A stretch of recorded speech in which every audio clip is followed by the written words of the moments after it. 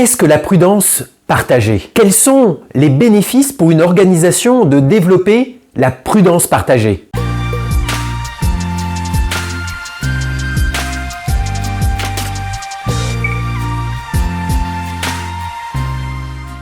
Bonjour à toutes et à tous. Que vous soyez dirigeant, directeur, cadre, superviseur, préventeur ou employé sur des sites industriels, administratifs ou commerciaux, je vous souhaite la bienvenue sur la chaîne YouTube Culture Santé Sécurité. Je suis David Voluère, fondateur et dirigeant de la société Culture Santé Sécurité. J'aide et j'accompagne les personnes et les organisations qui ont encore des accidents ou des maladies au travail à construire un état d'esprit, un leadership et une culture santé et sécurité qui permettent à chaque personne, chaque jour, de repartir à la maison en pleine santé et en pleine sécurité pour profiter de la vie après le travail.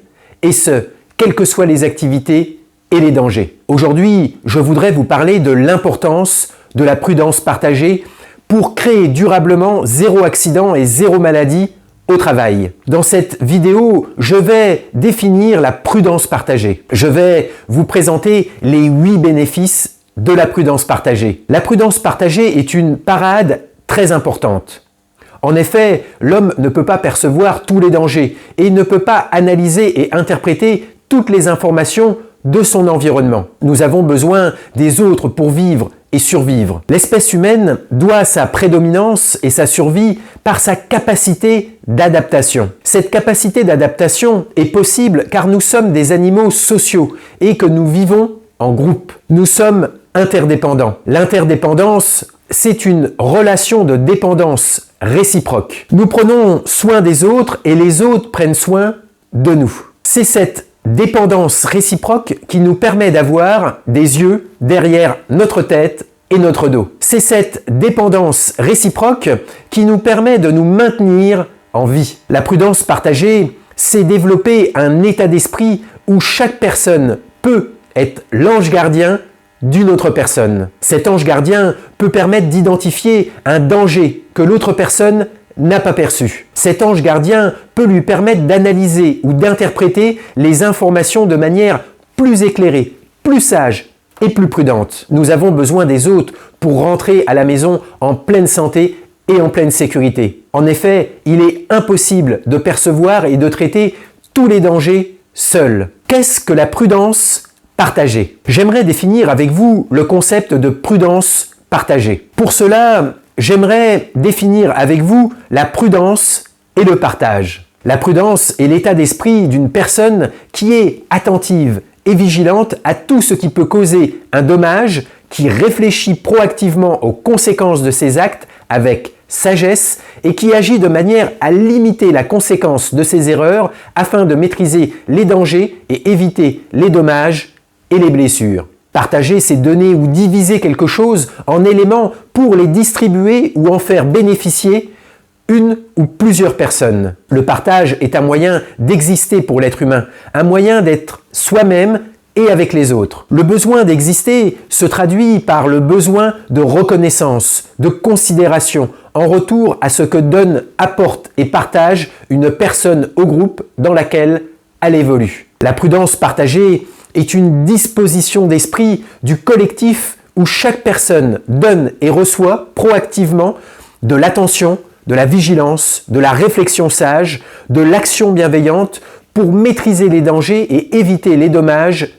et les blessures. C'est la mutualisation des capacités individuelles de prudence de l'ensemble des personnes qui composent un collectif. La prudence partagée, c'est l'acceptation individuelle et collective que chaque personne est un ange gardien pour une autre et vice-versa. La prudence partagée, c'est une réciprocité de principes pour prendre soin de soi, pour prendre soin des autres et de l'environnement de travail. La prudence partagée repose sur le principe selon lequel chaque individu, quelle que soit sa position au sein de l'organisation, est investi d'une mission de prendre soin de sa santé et de sa sécurité, de celle des autres personnes et de l'environnement de travail dans l'objectif que chacun rentre à la maison en pleine santé et en pleine sécurité. La prudence partagée est une caractéristique collective d'une organisation, donc un élément constitutif de sa culture. Quels sont les bénéfices de la prudence partagée? Parler de prudence partagée, c'est bien. En comprendre les bénéfices, c'est mieux. La prudence partagée présente de nombreux avantages significatifs pour les individus et les organisations au sein d'un environnement de travail. J'aimerais vous proposer au moins 8 bénéfices à court, moyen et long terme de développer la prudence partagée dans votre organisation. Le premier bénéfice est la réduction des accidents et des maladies professionnelles. En encourageant l'attention, la vigilance, la réflexion et des actions prudentes de manière collective, la prudence partagée contribue à identifier les dangers, à réduire la prise de risque non maîtrisée et à partager des pratiques et des comportements prudents qui réduisent drastiquement les accidents et les maladies au travail. Le deuxième bénéfice est la création d'une culture de santé et sécurité renforcée. En favorisant la prudence partagée, où chaque individu se sent investi de prendre soin de sa propre santé et sécurité et de celle des autres, cela renforce la culture santé et sécurité de l'organisation. La prudence partagée renforce l'importance des valeurs accordées à la santé, à la sécurité au sein de l'organisation. Des valeurs partagées de santé et de sécurité renforcent une culture santé et sécurité robuste, agile, performante, résiliente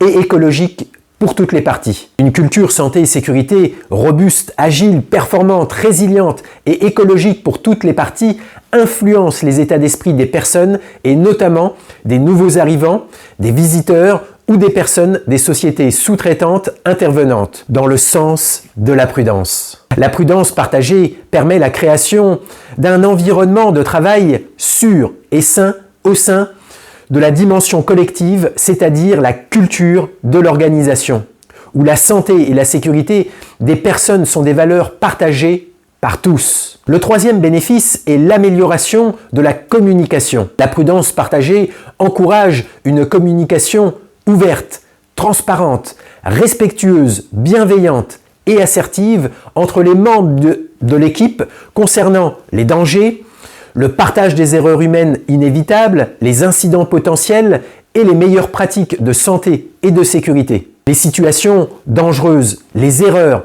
et les presque accidents sont remontés, discutés, analysés et les leçons apprises sont partagées. La prudence partagée permet le partage d'informations et de connaissances sur les dangers, sur les risques potentiels, sur les meilleures pratiques de santé et de sécurité et sur les comportements de prudence. Le quatrième bénéfice est le renforcement des relations interpersonnelles. La prudence partagée favorise la coopération, la participation, la cohésion et le soutien mutuel entre les collègues, renforçant ainsi les liens sociaux et l'esprit d'équipe. Les relations interpersonnelles sont plus fluides, moins conflictuelles, plus sereines et plus apaisées. Les personnes se sentent comprises, considérées, respectées et partie intégrante de l'équipe et de l'organisation. Des relations interpersonnelles saines décuplent le potentiel des équipes qui constituent l'organisation. Le cinquième bénéfice est l'engagement et l'implication accrue. En reconnaissant que chaque individu a un rôle à jouer dans la santé et la sécurité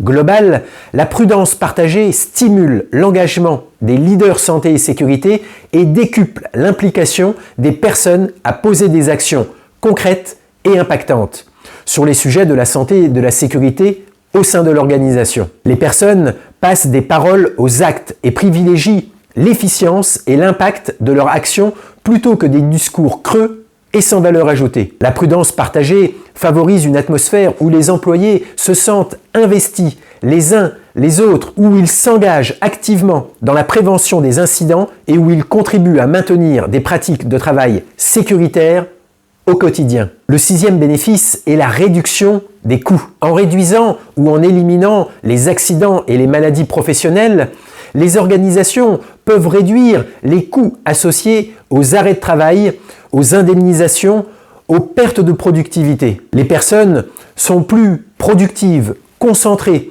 sur leur activité et la résolution des problèmes de manière proactive et apaisée, où chacun sait qu'il peut compter sur l'aide de son collègue. Le septième bénéfice est l'amélioration de la réputation et de l'image de l'entreprise. Une culture axée sur la santé et la sécurité grâce à la prudence partagée peut renforcer la réputation de l'entreprise en démontrant son engagement envers le bien-être de ses employés. Le turnover est moins important et l'engagement apporte une plus grande valeur ajoutée pour l'organisation et ses clients. L'image de l'organisation démontre une grande éthique et le respect de la dignité humaine. Les personnes sont fières de leur contribution et de rentrer en pleine santé et en pleine sécurité et le font savoir positivement. Ils deviennent des ambassadeurs pour promouvoir la santé et la sécurité auprès d'autres organisations. L'organisation devient un modèle qui inspire d'autres organisations. Le 8e bénéfice est la stabilité